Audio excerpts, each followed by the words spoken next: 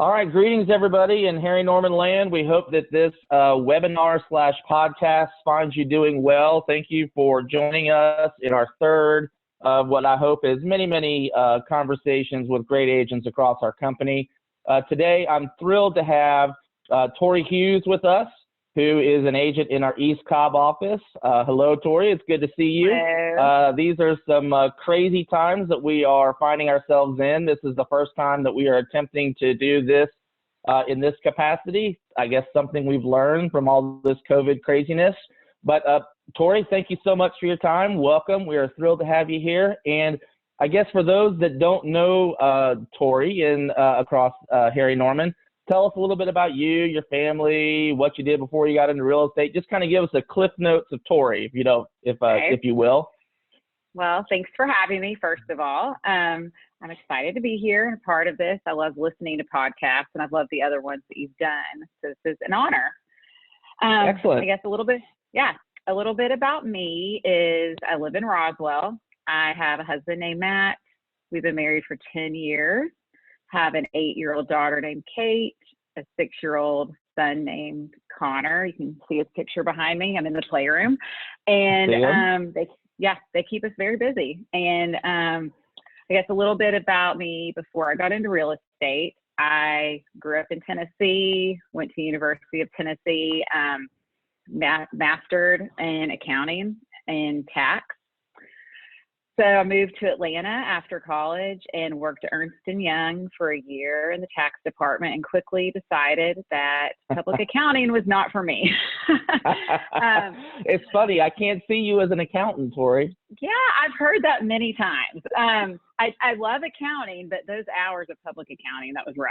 So I went and worked for Morgan Stanley after that for 6 or 7 years before we had kids. And I was in the real estate fund accounting group. So we worked on reporting to investors that invested into our fund. And then I stayed home with kids for about 7 years. And then I decided that it was time to get back to work. I had some life changes that happened, and just, I reevaluated some things. We didn't really have a specific plan when I quit working on if I was going to go back or what. And they both got school age. It just seemed like the right time. So I initially thought I would go back to accounting because I did like my job when I left, and I actually went and interviewed for that same job because it was available, which was really interesting. And I knew I could kind of like slide right back into it and it would be an easy fit. But I really asked for a clear sign on if it was going to be the right choice. And when I left the interview, I knew it wasn't, because I kind of got emotional, and not emotional sad, but I knew that was not where I needed to be. I was a different person than I'd been 7 years prior. I used to be out and about, being my own boss as much as you can with 2 kids. So my mother-in-law, who is also a Harry Norman agent, Tori Hughes, had been with the company for probably about 8 or 9 years at that point. And I'd watched her build her business and seen, the flexibility that she had and how much she enjoyed it. And I thought, well, I'll try it, see how it works. There's nothing to lose. So I took my class, and the rest is history. I mean, it'll be 2 years next week that I've had my license, and I couldn't imagine doing anything else right now. Wow, 2 years. That's fantastic. And you've had quite the career in that 2 years.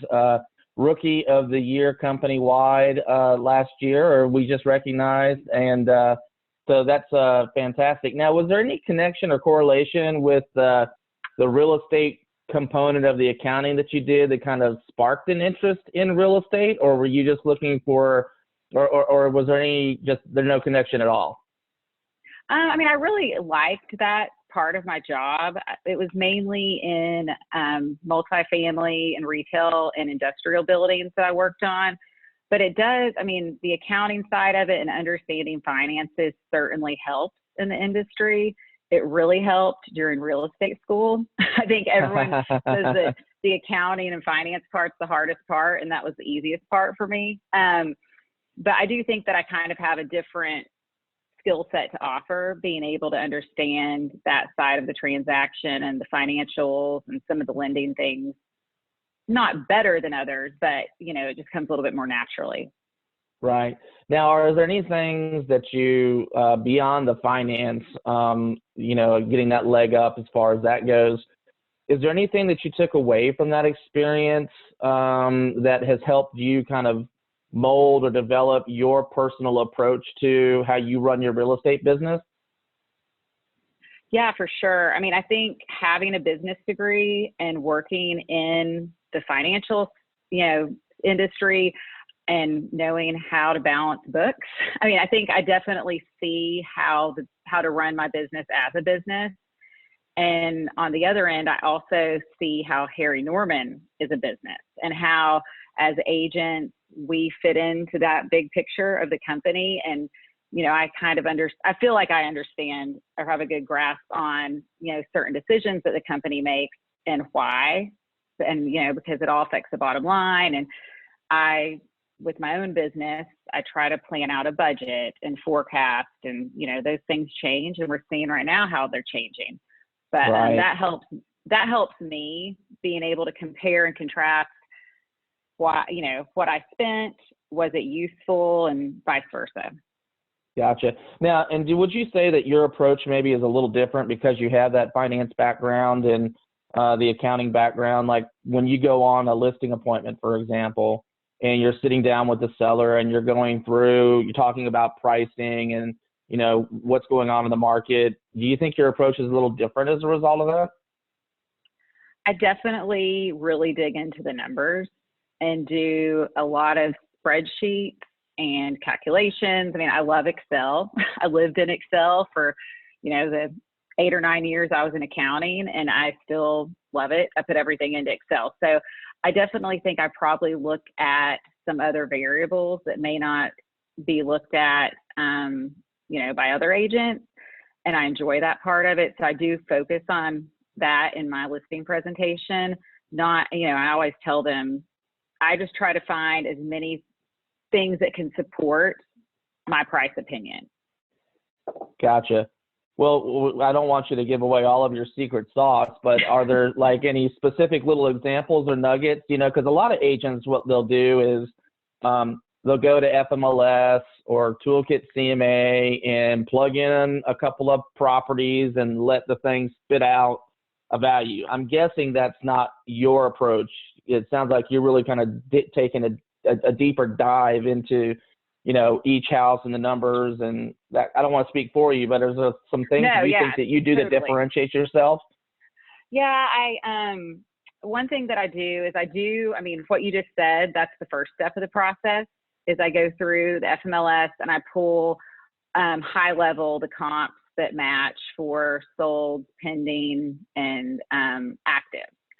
And then after I get that value range, which is basically just an average they calculate, then I'll go through and I pick out the 3 solds that I think are the most like the subject property, similar to what an appraiser would do. I'm not an appraiser, but, you know, I kind of try to take that approach, and then I'll go through the different features on there and make the adjustment based on how it compares to the subject, like an appraiser. I mean, I have some cheat sheets that gotten some from some appraisal classes, and, you know, I kind of put my own spin on it. But if that number that I get fits in with, you know, the average that I got from the FMLS, then there's some other calculations I look at too. I think it's always important to look at this estimate because everyone else is looking at it, and I am upfront with the sellers about that. You know, I say, I know you're looking at it.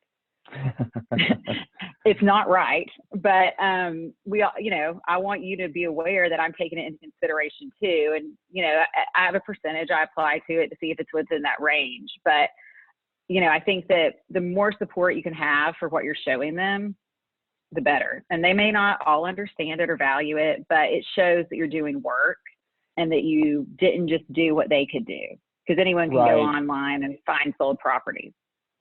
Gotcha. Now, are you one too to give like a finite price, or are you giving more of a range depending on kind of like what their timeline is, what their motivation is, and conversations that you have with them? Yeah, I definitely give a range. And depending on the price point is how wide that range is. I mean, if it's a higher price point, I tend to give a little bit broader range, but if it's on the lower end, I give a tighter range. And it depends on their motivation and how quickly they need to sell and what they're willing to do to get the house ready to sell. I mean, I think a lot of times you can list it at the top end of the range if you want to put in the work and some money to get it ready to market. Gotcha. Well, I know that, I'm going to assume, 2 years in and the success that you've had already, obviously you're self-motivated and probably picked up some disciplines from your days at your previous employers. But yeah, I know too that you're a proud Ninja graduate, and so are there any things that you picked up or learned specifically while you took the Ninja installation that you just have incorporated into your business in addition to the things that you were already doing? Yeah, so I actually took the very first Ninja installation, and it was, I think, July. So I'd only had my license for a couple of months, and my husband, who's in sales, said, "You have to do this." He said, "You have an accounting background. You don't know anything about sales." And so I'm thinking, you're right. I don't know anything about sales. I don't know what I'm doing. So I went, which scared me because I don't really see myself as a salesperson, nor do I want to be. Right. And so I went to Ninja, and I can't say enough about it. It was career changing, life changing, and I really think that it changed the trajectory of where I saw myself going. Because, again, like I said earlier, when I decided to go back to work as a family, we didn't know what that was going to look like. And we didn't know if this was going to be a hobby or a career or, it was just taking it step by step. And being a Ninja, and I remember Dawn saying, "You're not a salesperson. You're a trusted advisor." And I've repeated this line numerous times. You go to a dentist, you go to a doctor, you go to all these specialists. Why can't you be the specialist for real estate? And that just completely changed my perception on the industry and what my role is. And it gave me, I guess you could say, a license and the authority to put myself out there as that. And, at the beginning, I did not want to talk to my sphere about real estate. I wanted You're not to talk alone. I wanted to talk to everybody out here about it, and you have this idea in your head, like everyone, they're in their forever house. They're not going to move. And they don't want to hear about real estate, but everyone wants to hear about it. And the way that Dawn positioned it and the Ninja method is, you're not looking to get them to buy or sell. You're trying to provide information so you stay top of mind for when they need a real estate need or when they know of someone that does. And I think utilizing that mentality and just being an advisor versus a salesperson and giving more than you receive, all of those things really just flipped the switch for me and kind of lit me on fire. And again, too, being brand new, having a framework to go by. Right. Of how to run your business. And I mean, I think Emily does a great job in our training and giving you some things to start out with, but the more you can hear it, the better, especially being new, I think is invaluable. So tell me about some of those systems, because obviously, and I love that I kind of got goosebumps when you were talking about the trusted advisor and how that just made a connection with you and, not being a sales, not being salesy or, feeling like you're coming across as a salesperson as much as somebody there who's like a doctor or like a CPA or somebody that you trust to help you in a specific discipline. But were there some certain activities or things that you knew that if you did on a regular basis would help you create the career that you wanted to create? For sure. I think that the main thing I did right when I came out of installation, and I remember this is one thing that they said, if you don't have a database, you start with your database. And I had not gotten mine together yet. I'd only been in the industry for a couple of months. and I didn't know where to start. And I think a lot of people have the perception, I've talked to other agents since then, that your database are only your clients. And that cannot be the farthest thing from the truth. And I really just started putting everyone I knew in there. I use a grocery store test is my litmus test. Okay. All right. So where if I would see them in the grocery store, if I would say hi to them. I guess now it's a little weird because we're wearing our masks in the grocery store, but because having small kids and living in the area and being involved in church, I've got a lot of people's contact information. I don't want to blast those people with emails and be that annoying person, though. If it's someone that I think would appreciate the information and that I would talk to if I saw them somewhere, they go in my CRM, and I want to stay top of mind with them. So that's how I started, and that was the first thing I did when I left. And I think that the next thing was really getting in flow with those people and making a flow calendar for the year. And for the people that aren't ninjas, flow is just your frequency of interaction with your clients. So whether it's telephone calls, email blasts, pop bys, things like that. I'm glad that you jumped ahead, because I was going to say, for those who don't know what flow is, can you give them a little bit of an idea? But I want to come back to the database real quick, because I'm just curious of your experience is like so many others. And I love the grocery store test. I'm going to remember that one. That's the cool thing about doing this is I get all these little nuggets from great folks like you that I can pass on to other people, because I think it's perfect. I mean, yeah, to your point, if I see you and I'm willing to have a conversation with you, or I know you and I know your name and that kind of thing, that's definitely somebody, to have. I mean, it makes no sense to really have somebody who you don't really know on your list. No. So when they get the call from you, they're like, Tori Hughes, you want to have that level of connection with them. But what's your experience when you first got into it, talking about your sphere and that your people that especially your real close friends and stuff? Did you experience this little sense of hesitation on their part when they probably all said, oh, get into real estate, you'd be perfect, and then so forth. But then when you get in and all of a sudden you're looking around, it's like a little like crickets, or like they're waiting to see if this is going to be a hobby, or if you really are going to be good at this. Did you have any of that level of that? I think so. I mean, I've definitely worked with friends since I've been in the business, but one particular friend in general that I can comment on, we're a lot closer now after we went through the transactions that we did. But at the beginning, they had been looking for a while to buy and sell. And she told me up front when I got my license, I've been working with somebody, we're going to keep working with them. We don't like to mix business and personal life. And I said, I totally understand. If you have any questions about anything, just let me know. I'm here to help. So I had her on my drip list and sent them all the things I sent everyone else. And, when we'd be out socially, everyone asked, how's it going? What are you doing? Things like that. And I never was pushy with them, just was their friend, asked them how it was going, things like that. Then fast forward a couple months, some things happened with the agent they were working with, and they weren't really happy. They reached out to me. We ended up buying and selling within a month last summer. It was a great experience on both ends, but I think that it did take some time for them to see, okay, she's real about this. She's in it for the long game.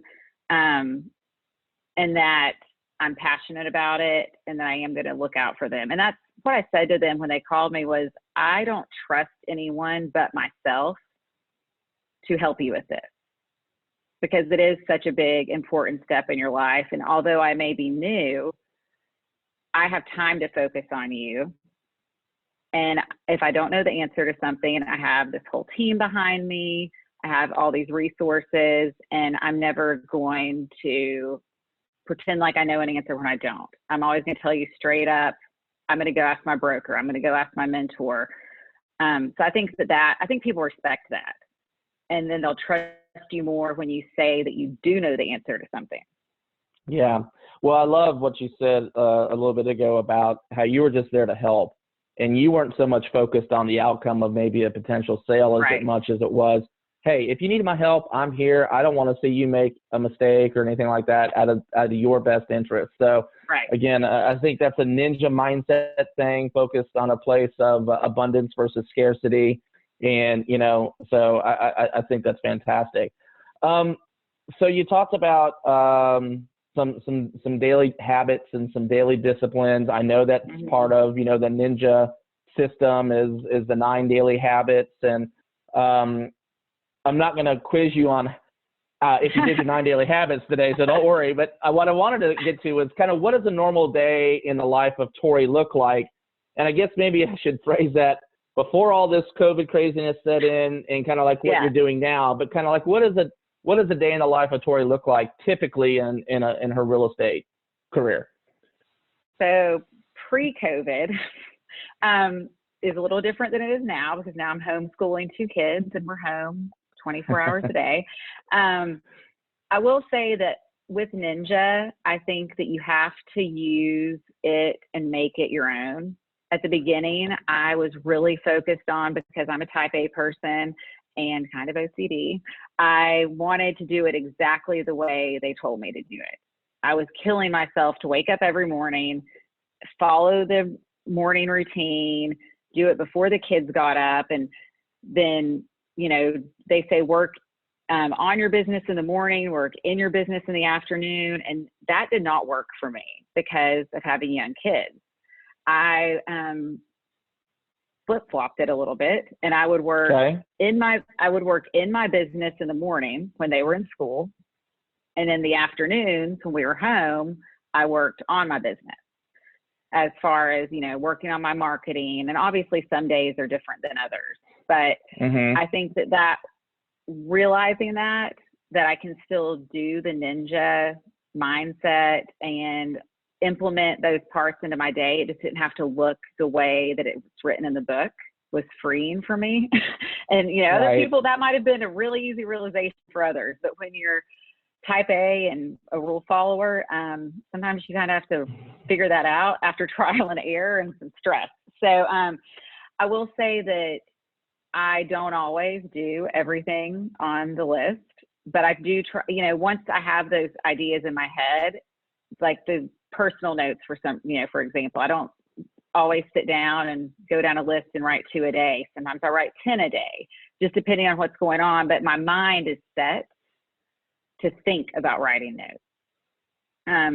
But as far as what the day looks like, normally during the school year and when we're actually in school, the kids get on the bus around 7 o'clock.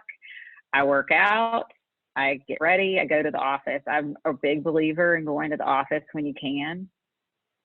I love being around everyone. I love learning from other agents. Eavesdropping a little bit when they're talking on the phone, because you can you're always able to learn something. And I like the camaraderie, and maybe that's because I've been at home for 7 years prior, but going in the office for a couple hours every day I think is really important, and it gets you up, it gets you dressed. And so during the COVID side of things that we're in now, I'm trying to keep a schedule. The first couple of weeks we were all grasping, trying to figure out what was going on. But after a couple of weeks, and really once they said school's not going back, my mentality shifted. And now I am getting up around 6 before anyone else gets up, so I can do the morning routine, get an hour of work done before the kids get up and we start school and work out and do all of that. So time blocking is not working right now. Matt and I, the night before, we say, what time do you have calls? What time do you have calls? We have to really communicate about that, because that's a little bit out of our control, and say, okay, are you doing homeschool today, or is it me? What time are you going to work out? What time are you, so we've had a lot of talks about like that. I kind of got off on your question. No, it's all great. I mean, it's the realities of everything that people are going through and making these adjustments. And, kudos to you for still trying to make sure that you are doing those kinds of things. It's just a new way to do it. And I was going to come back to what you said a little bit ago about flip-flopping the daily, you know, disciplines. And because you're not the first person that I've heard say that. And the reality is a lot of the people in your sphere or your database are in a similar situation to you. Yeah. So, you know, it doesn't make any sense to, you know, try and be reaching out to them if they're swamped and covered up like you are. You kind of have to do it when you can do it. So there is no, like, I love the type A and follow the rule follower and that kind of thing. But, you know, as long as those things are getting done in some capacity at whatever time of the day, at least they're getting done. So I think that's fantastic. You know, you talked a little bit about the working out and taking care of yourself, which is, you know, a huge part of, I think, you know, success overall. And then also the coordination that you have with your husband, Matt, and, you know, making sure that the things at home are taken care of. But are there some other daily non-negotiables that you just know that if you don't do them, it does begin to have an impact on your success in your business and success at home and success with the family? Yeah, I mean, I think not to drill in on working out, but for me mentally, that's a huge thing. It's and especially right now when we're all home all day together, that hour or so of just being by myself and recharging is huge. And then the waking up before everyone else is really important right now too. I mean, I'm a huge people person and I do gain energy from being around people, but I get depleted too. And I do need my alone time. And I think that that's something that everyone is missing right now to some degree. You know, if you're single and you live alone, you may be wanting people around, but, and, you know, everyone's situation is different. But for me, those two things right now are really important. I think that really focusing on my database every day is important, and my to-do list. I started using a CRM earlier this year, and I'm so glad I did because it's really helped during this time period to keep track of what's going on and to give me reminders is really important. Because there, you know, it is different. I'm not sitting in front of my computer for 3 or 4 hours at the office and at a time. I'm sitting down for 30, 40 minutes, and then I've got to make lunch. And then I sit down and I may have to go do a virtual tour of a house for somebody. So the reminders and the checklists are really important right now. I think it's fantastic that you found a CRM that's working for you. I think everybody needs to find something, whatever it is. I mean, there is no perfect CRM out there. I get asked a lot of times, you know, what's the best CRM? Well, it all depends on what you need it for and what you know, how you're going to use it. You know, the perfect CRM is one that you're going to use and use on a regular basis. You know, and the thing too now with, you know, us all kind of having to have conversations and reach out to people, it's really, really important to be documenting the points of the conversation, because what they do is they create follow-up opportunities. Hey, I need to check on so-and-so and see how whatever, you know, blah, blah, blah went, or, you know, so without having that CRM and an ability to kind of make those notes, it's really hard because we can only contain so much information up here in our brain, you know, so I think it's great that you've done that. I want to switch gears now a little bit and talk about social media, because you, and maybe I just feel this way because I'm friends with you on Facebook and we also follow each other on Instagram. So I am privy to see all of the great stuff that you do on social media. I think you're a social media champion. You probably are always thinking there's ways for me to improve, but talk to me a little bit about why it's so much a part of what you do, because I see you doing things on there, and by me saying I see you doing things, it's not just, I mean, it's great stuff that you're putting out there, you know, and but talk to me a little bit about, you know, how do you go about that? Where do you get your content? How do you curate it? I mean, is it part of your checklist of I got to do this, or is it just kind of happen naturally that you're just on there? So I think to start out, I would have to say that I focused a lot on social media at the beginning of my career because I really wanted to brand myself and to to be top of mind of real estate with people, and specifically Roswell real estate. That's where I live. I think that you can be really broad, and I certainly work outside of Roswell, all over Atlanta, but I kind of want to be known as that Roswell go-to person, whether it's for the best restaurant in town or for the best neighborhood in town. So I think that I kind of realized that early on that I needed to do that. And also, when you're not that busy at the beginning, you have time to focus on it. So I first worked on my website because I wanted somewhere to direct people once they saw me on social media. And then I focused in on my social media. And one thing that I will say is, right when I started, Alex Page does a great social media class. I think it was one of the first classes I took at Harry Norman. And I've been on social media for years, kind of grew up on it, I guess you could say, out of college, and followed a lot of, influencers and, even realtors, people in the industry. But hearing Alex and how he laid out, what to focus on the different platforms, and saying, don't try to do them all at once. Focus on one and then grow that. And that was really instrumental in how I approached social media. So if you've not taken his class, I would suggest that. But thanks for the plug, by the way. And yeah. I know Alex will thank you too. Yeah. He didn't pay me for that, I promise. But what I will say is, I think that it's really important to not just post stuff about real estate. People want to work with someone that they know and they like and they trust. That's a ninja line too. But so I think that if all you're doing is posting houses or pictures of kitchens or whatever, and don't get me wrong, I do post that stuff for sure, but I think that you have to pepper in things about where you live and what you like to do. And, I'll say again, when I put a picture of my kids on there, or my dog, or me, I get a lot more engagement than when I put a picture of a house. Right. Yep. Well, and the one thing I'll be the first to admit, in terms of you wanting to try and be known as all things Roswell, I have gone and stalked you online from time to time to look at the restaurant, like to look at a recommendation, or to see what's going on with the city council at Roswell, because you put all that stuff on there. I mean, it's a great mix of stuff, which is what I was trying to, say earlier. It's not just, the same thing over and over and over. You seem to be very thoughtful about what you're putting on there. And are you doing all that on your own? Yeah.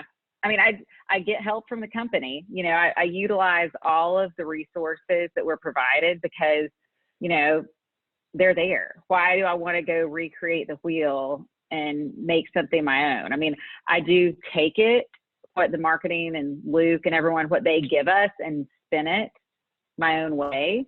I think that that's a really important thing too. I mean, I see agents and other companies, our company, wherever, and not just agents, people in general, they just post a graphic, and that's great. But I think people do want to see some thought behind it. So if in your caption, people don't want to read a 15-line caption, but if right. you give some sort of value behind it, like with the market stats, for example, it's great to post them, but maybe post your opinion on what they say behind it.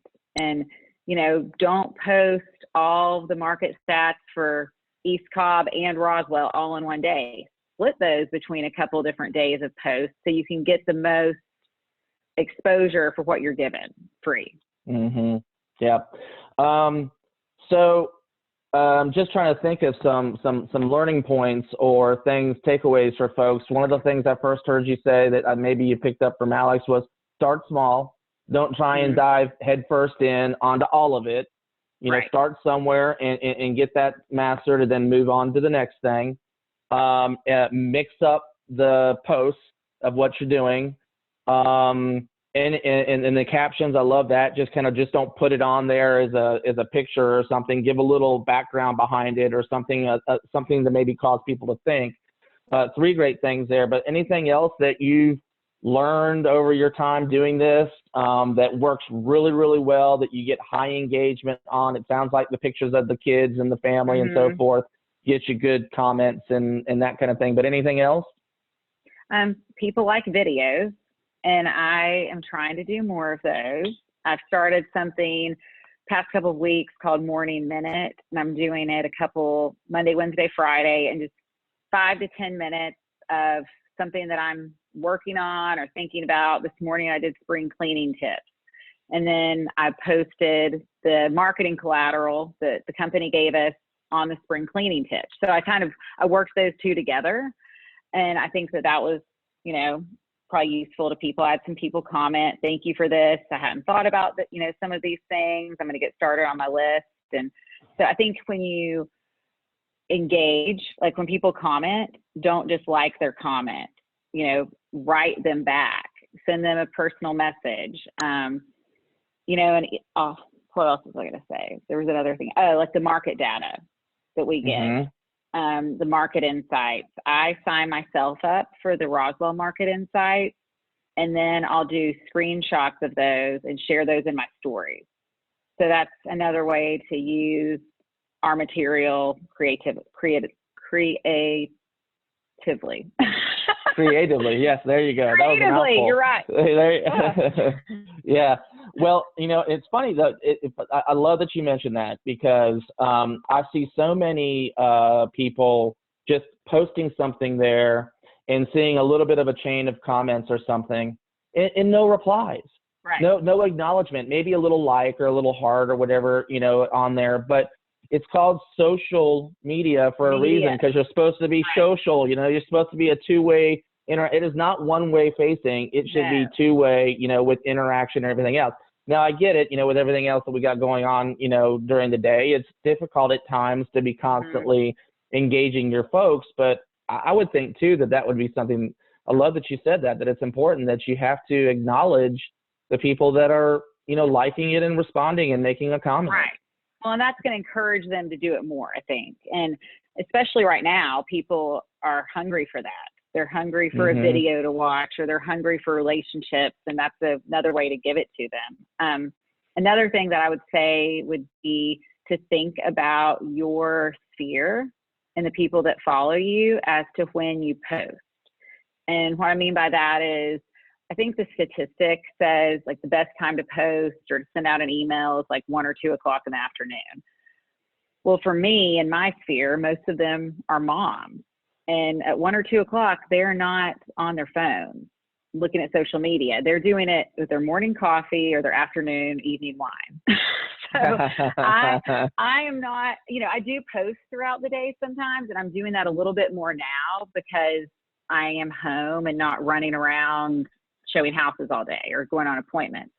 But I think that the main time and the most engagement I get is when I post in the evenings or first thing in the morning. Gotcha. Good. Great advice. And so true, even going back to what we were talking about, how you flipping the morning and the afternoon around, because that's where your business is. I mean, you know, you got to be in sync with your sphere. Speaking of video, I know that, you know, we're seeing a ton more virtual caravans, virtual tours, virtual open houses, people just getting out and getting more creative with video. And I love to hear that you are going to begin even incorporating a little bit more. Something, I have a friend who is up in Long Island, and he does this thing. He's in Long Island, and he does this little video series called What I Love About Long Island. And he'll just get out in front of the store, and he's not fancy. He don't even have one of those selfie sticks. He just holds his arm out like this, and he's doing it and crooked half the time. But that's what makes it so great, you know? Right.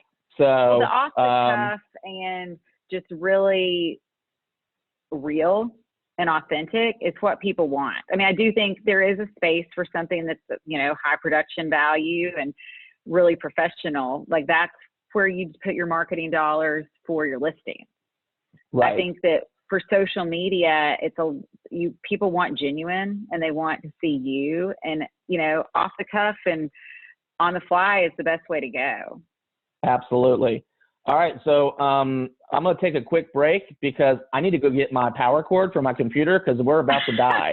So this is how real this is. This is, you know, so I'm gonna hit pause for a second, and I'll be back in like 30 seconds. Okay. All right. Sounds good. Hold on 1 second.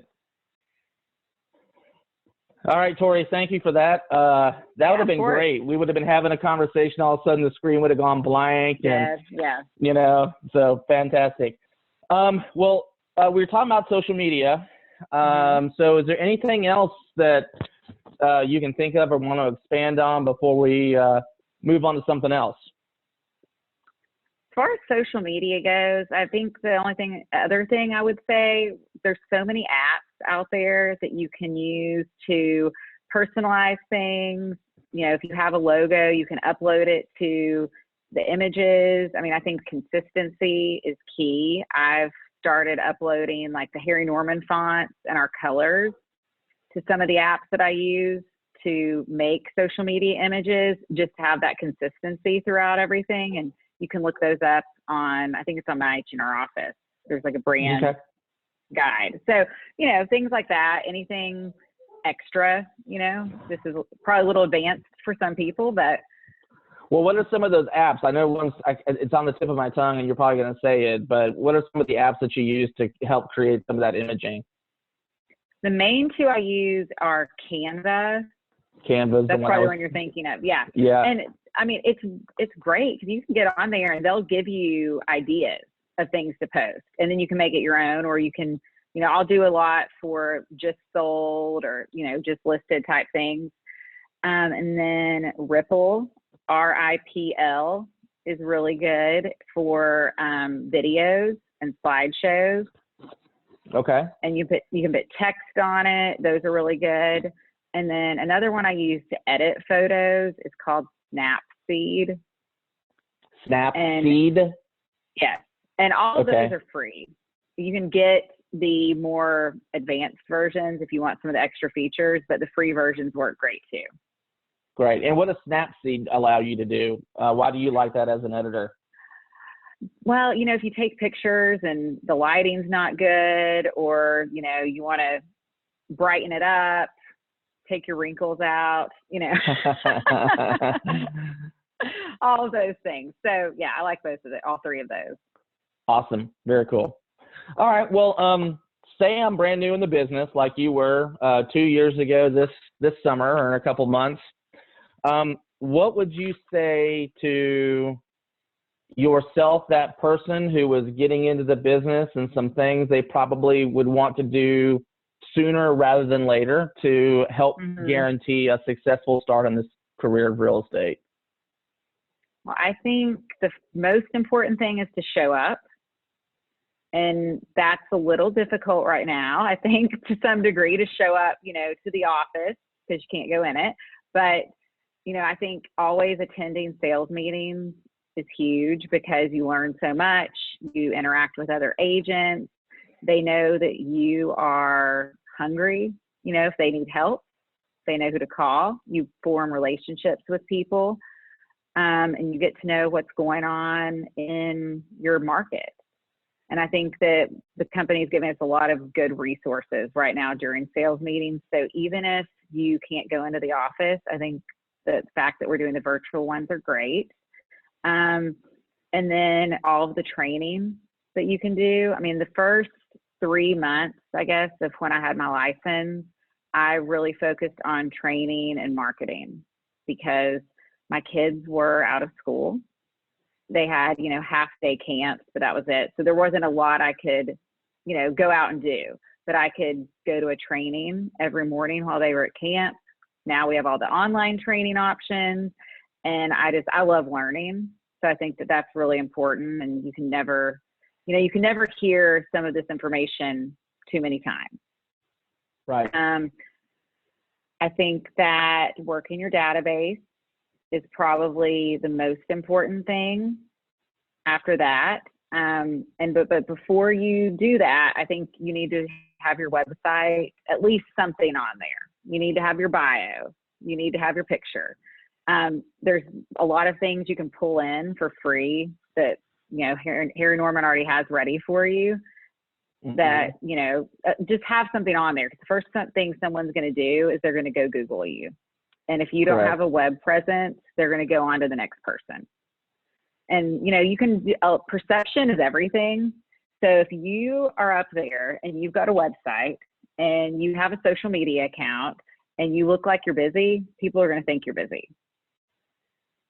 Great point. Great point. That first summer when I was working on my marketing and training, I would go to a training class, I would post a picture of it. I would go to sales meeting, I would post a picture. I would go on Caravan, I would do all those things. And I remember when school started, going to pick up Connor from preschool, standing in line, and one of the moms, we're chatting about how the summer has been, and she just said, "You are so busy. You just look like you are killing it out there."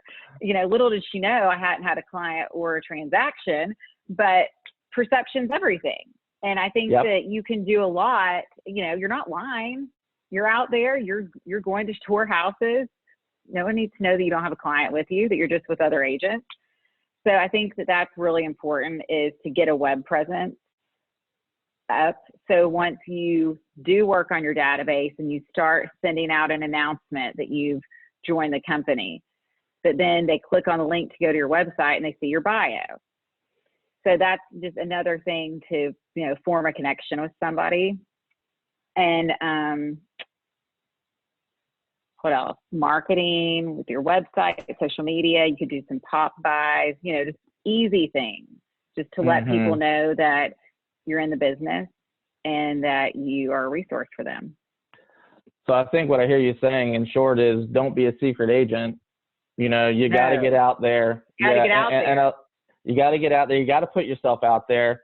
And I love how you say show up. Obviously that's, I think, number 2 on the Ninja 9 is showing up after doing your daily gratitudes. But it's so true. You got to come into the office. You got to be around other people, learning by osmosis, going out on Caravan, just kind of, all that kind of thing. Now, I'm curious, your mother-in-law, Karen, was she your mentor, or was that just kind of by de facto that because you're related and everything else, that she kind of helped you along, or? Yeah, she really was my, I guess, de facto mentor and assigned mentor. We always joked for years before I got into the business that I was an agent in training, because I was just always around her. We'd be on vacation and she'd be working on real estate while we're at the beach, So it's really great to have someone that you already know and love and trust to ask questions.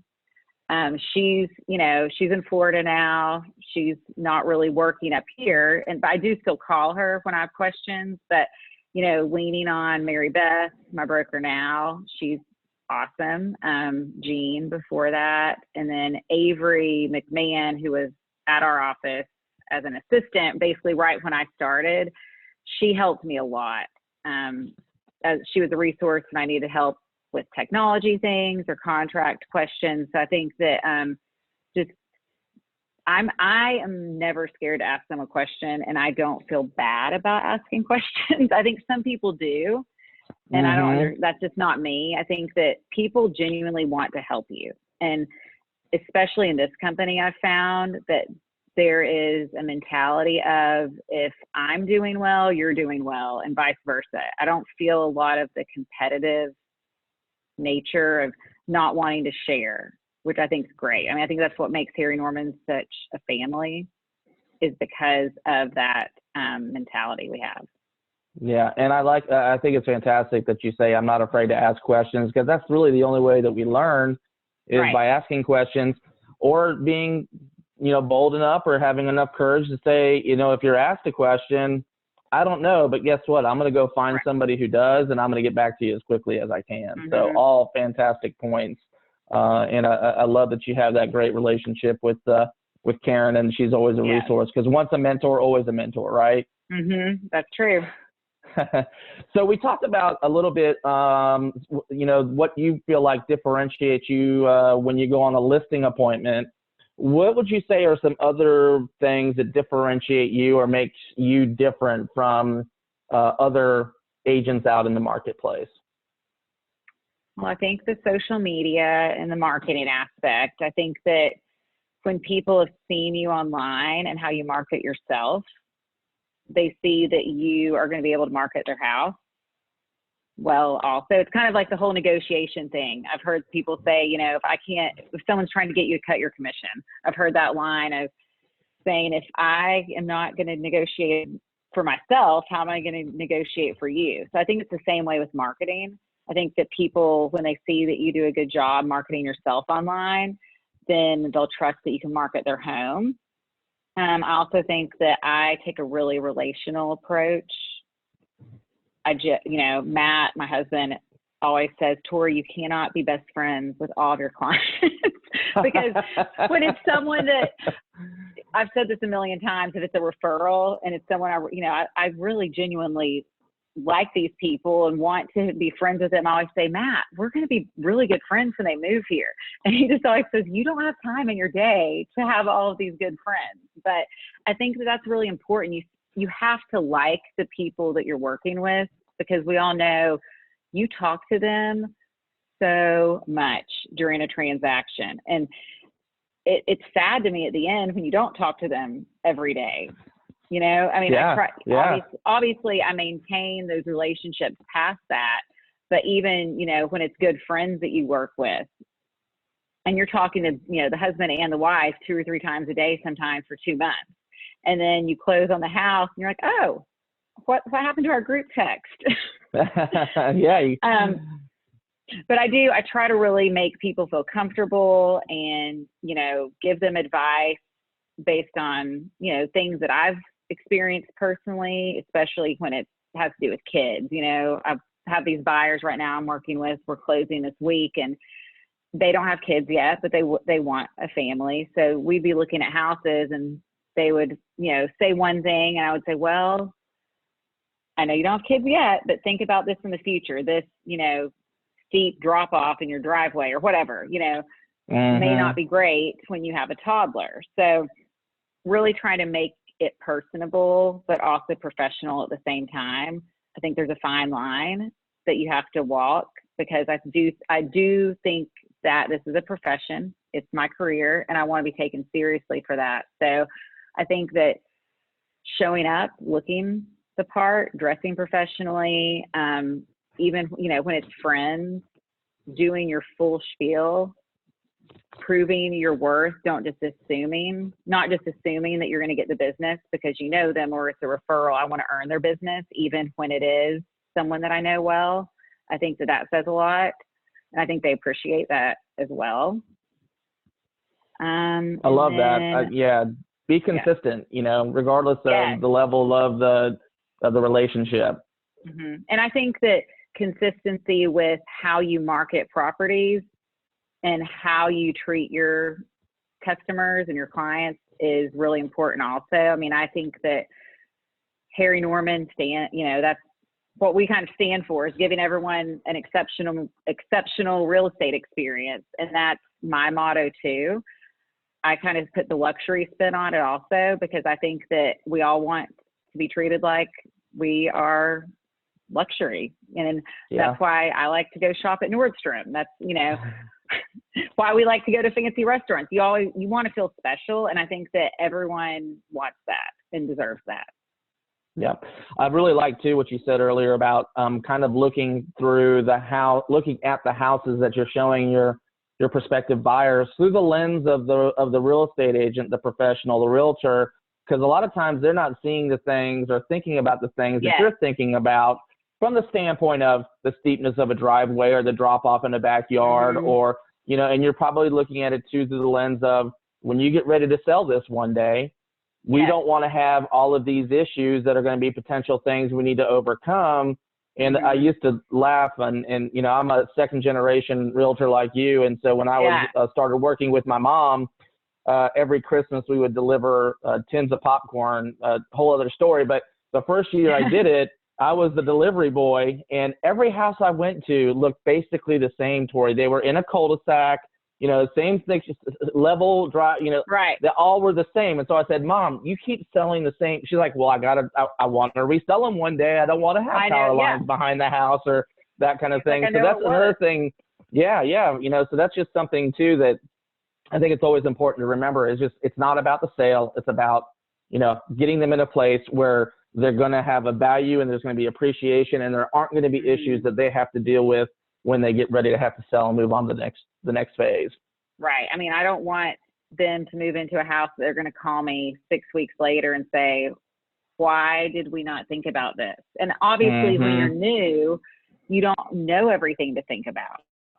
But as I've, every inspection, I've always say, I wish I could like follow an inspector around for a week, because I've learned so much on what to look for when going to look at a house with clients, and things that are red flags that are not just the typical, how old is the roof? How old is the HVAC? Things, I know more about siding than I think I ever want to know now after some bad inspections, but it's true that those are really value added things that clients appreciate you pointing out. And I do it in a way that I let them make their own decision on it. But I don't say this is a terrible house, you shouldn't buy this. But I'd say, these are some things you need to think about. You will have to replace this siding at some point, or this looks like there could be some rodent damage, or, things like that, or that gets them start to think and ask the right questions. Well, and it again demonstrates your value that you're bringing to the relationship. It's just, I'm not helping you put a contract together. I'm not the person who has the lockbox key to let you in the homes. It's more, there's more to it than that. You're really paying for the intellectual property that I have between my 2 ears. So that's fantastic.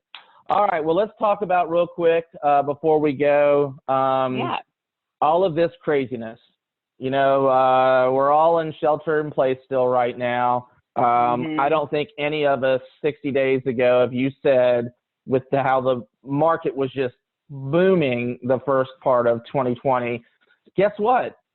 In 60 days, you guys are all going to be cooped up in your house. You're going to be homeschooling your children, and the economy is going to basically, the government's going to shut down the economy, and we're still going to have to figure out how to sell houses.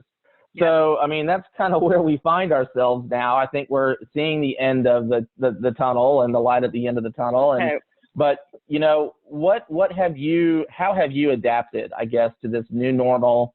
And are there some things that you have incorporated into your business as a result that you think you will continue doing in some degree as we begin coming out of this?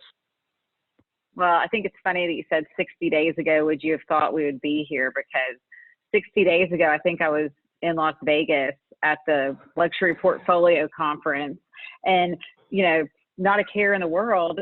I was in like one of the germiest places I think there were. And they weren't allowing us to shake hands. We had to, elbow bump. But, when I flew back, it was just like all of a sudden the world changed overnight. And, with that, real estate changed. So I think that, I was lucky. I had a couple deals under contract right when everything hit, and they were spread out over the several weeks of closings and things. So I had stuff to keep me busy. But then I also had some people in my pipeline that were starting to look. And one thing that I think that I've really put a lot of focus on is pre-screening the houses better. Not just saying, okay, let's go see 10 houses on Saturday just because we have all this time in the world, saying, okay, this one doesn't really fit what you're telling me you want, and not, instead of just letting them choose what they want to see and going with it, really counseling more as far as what they're looking at and looking at their needs and wants, really narrowing down that list of homes and say, if we don't find anything with these 5, then we can go back out and look at more. I think that that's something that I'll probably really look at more in the future, because showing 10 houses in a day, or 6 or 8, I mean, that's exhausting no matter if you're on a shelter in place or not. And they all start to run together. And sometimes the buyers just want to go see them because they're there. And I think it's the whole thing too of, we can't afford to miss that one house. God forbid if we miss that one house that really isn't the house to begin with. But that is the mentality, and it's not necessarily even a new buyer or first time home buyer situation. Because buying a house isn't something you just go out and do every day. Like, groceries or something like Right. that. Right.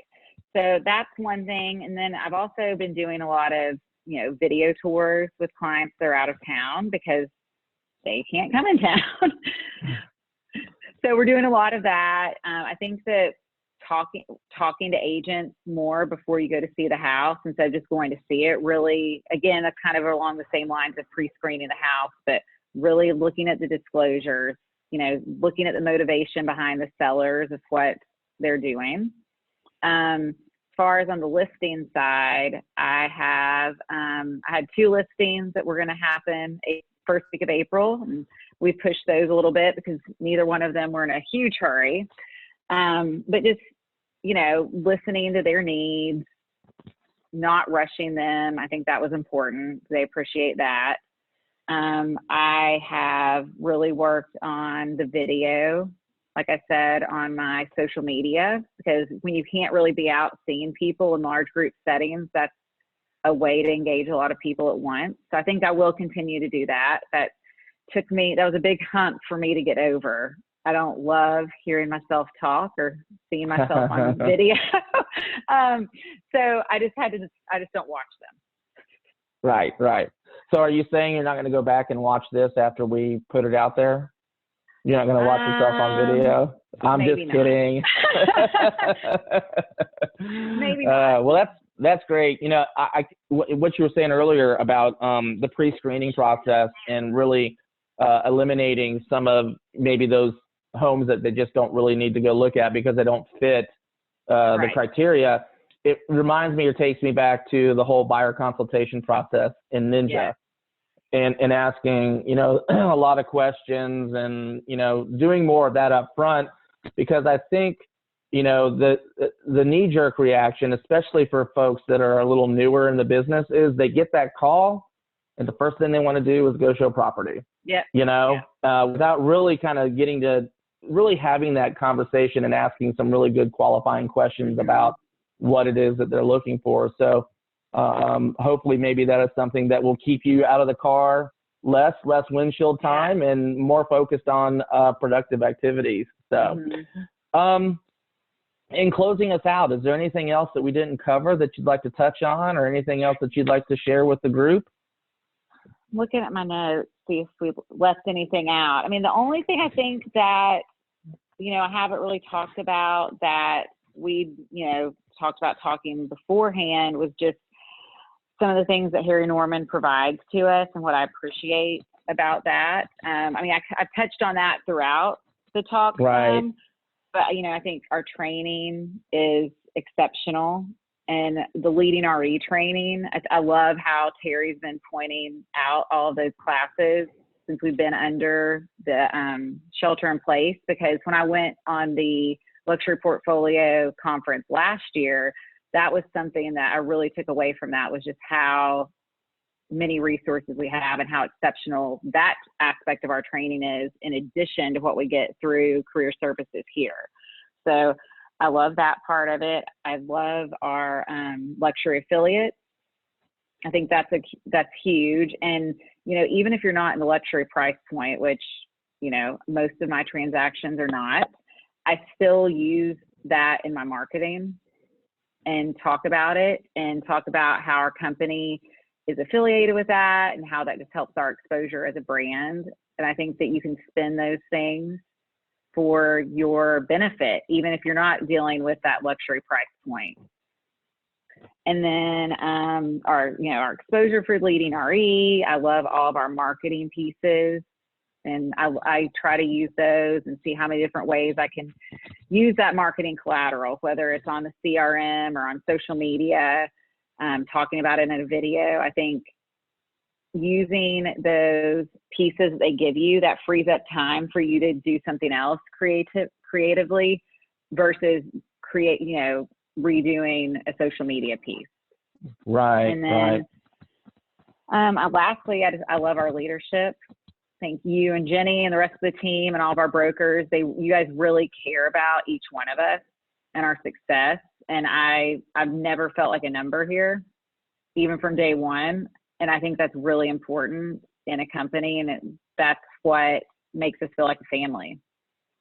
Well, we appreciate that, and we appreciate you. And honestly, the reason I didn't ask the question is because you did such a great job throughout the interview, plugging Harry Norman and talking about how they support this and support that. But thank you for wrapping us up with some of those things and some of the reasons here. So, Tori, I can't thank you enough for your time. It's no surprise that you have skyrocketed to the success that you have so far. It really shows that you care about your people.